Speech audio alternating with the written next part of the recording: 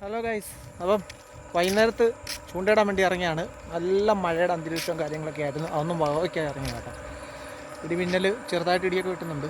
എന്നാലും ചൂണ്ടയിടുന്ന ഒരു എന്താ ഒരു ഇഷ്ടവിനോദമായതുകൊണ്ട് അത് ഈ സമയമാകുമ്പോൾ ഇറങ്ങും.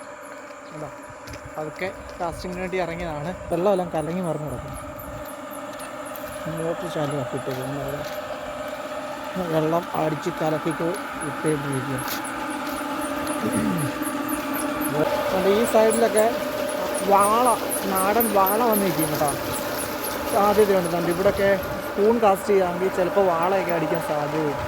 കാരണം ഈ ഒഴുകുന്ന സമയത്ത് ചെറിയ മീനുകളൊക്കെ ഇതിൻ്റെ കൂടെ ഇറങ്ങി വരും. ഇപ്പോൾ വാള അടിക്കാൻ സാധ്യതയുണ്ട്. നമുക്ക് ഇവിടെ നിന്ന് കാസ്റ്റ് ചെയ്ത് നോക്കാം. ഇവിടെ എന്തെങ്കിലും കിട്ടും.